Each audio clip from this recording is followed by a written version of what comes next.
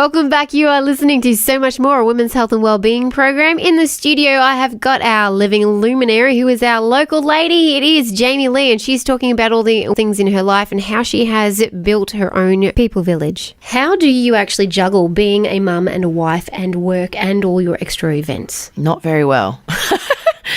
I didn't tell you when I came in, but so last night I came home from the Youth Haven that's just opened out the back of Primary Care Connect, and we're open Monday and Tuesday nights from 4 till 8, and any young people from 12 to 25 can attend, so which I would have loved when I was younger, but that's okay. Now I'm a part of it and young people can attend now. But anyway, so I went home during the afternoon and realised that my plants had been stolen, ripped out of the garden, and so I was completely shattered, and I fully forgot about the meat in the back of the car. And it wasn't until this morning that I found $50 worth of meat in the back of the car that I'd just left, and I feel like such an idiot. You know, I went and got keys cut and the keys don't work, and my computer needs to go back to the computer shop again, and blah blah blah. Do you know what I mean? So I have about 4 different jobs, as well as working for myself. I look after my friends' kids one day a week, but it's a village. My friends look after my child, and I have a great husband and I have good friends, but man, it's hard. It's still hard because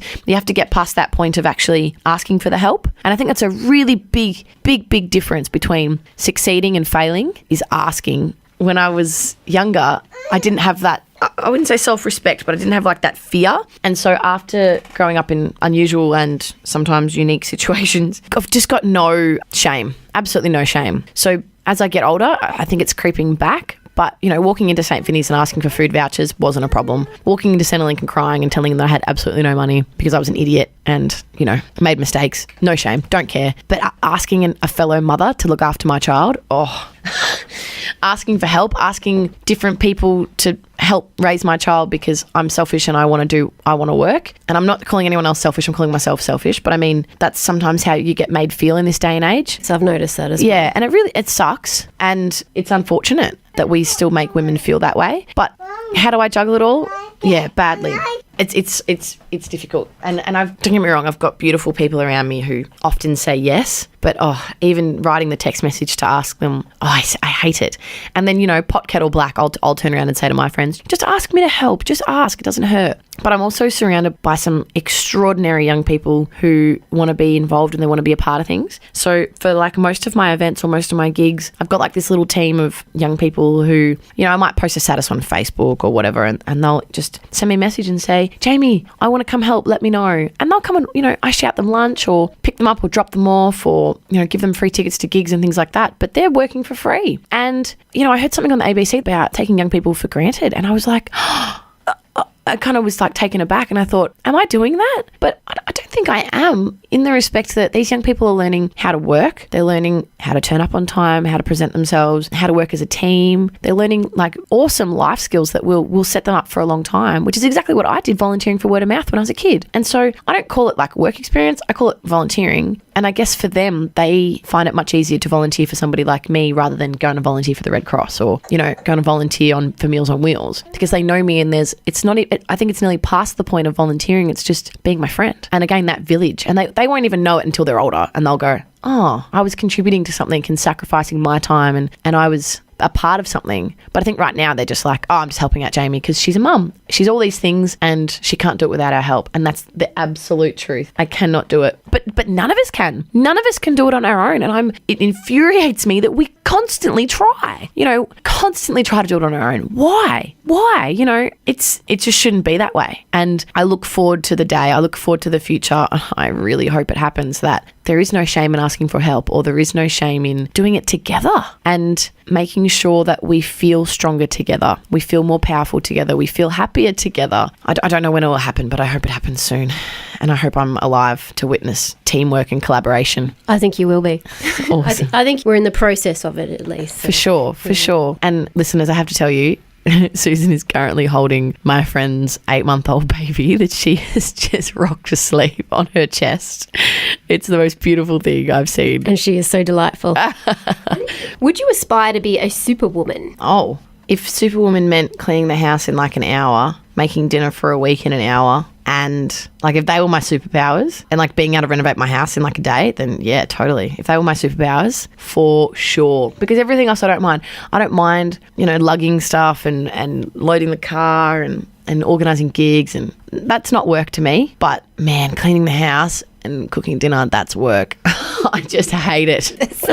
For me, mowing the lawns, that's the thing I hate. You know what? I delegate, man. I pay someone to do that. Oh, can't even cope. And you know what? I even get a cleaner to come in fortnightly because, again, you've got to weigh it up. You've got to go, okay, I can pay like $70 a fortnight for somebody to clean my house, and she does everything she can do. Which, again, she's a superwoman. My cleaner, Colleen, she's incredible. But I mean, what she does in 2 hours, I can't do in a week. No way. Not with Dempsey around. But I give her 2 hours and, man, she changes my life. So, yeah, that's a superwoman right there for you.